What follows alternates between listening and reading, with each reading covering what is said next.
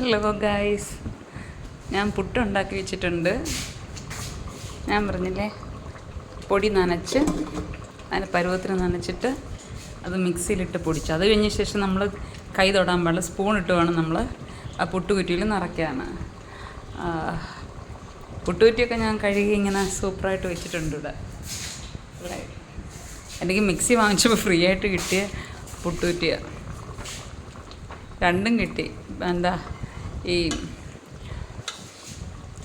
ചെറിയ കുറ്റിയും കിട്ടി, വലുതും കിട്ടി. കാരണം ചിരട്ടപ്പുട്ടിൻ്റെ അവർ ഫ്രീ ആയിട്ട് തന്നത്. പന്തളത്തോട്ട് പോകുന്ന വഴി പറന്തല്ല നല്ലൊരു ഷോപ്പുണ്ട്, അതിൻ്റെ പേര് ഞാൻ മറന്നുപോയി. അപ്പോൾ ഇന്ന് വിചാരിച്ച് പുട്ടും അയിലക്കറി പച്ചക്കരച്ച് വെക്കാമെന്ന് വിചാരിച്ചു. അങ്ങനെ തക്കാളിപ്പഴമൊക്കെ ഇട്ട് പച്ചക്കരച്ച് ഇങ്ങനെ സംഭവം ഇങ്ങനെ ആയി വരികയാണ്. കണ്ടോ കഷ്ണങ്ങൾ. ഓക്കെ, അപ്പം ആവശ്യത്തിന് ഉപ്പുണ്ടോ എന്നൊക്കെ നോക്കണം. ഇതായി വരട്ടെ. ഓക്കെ,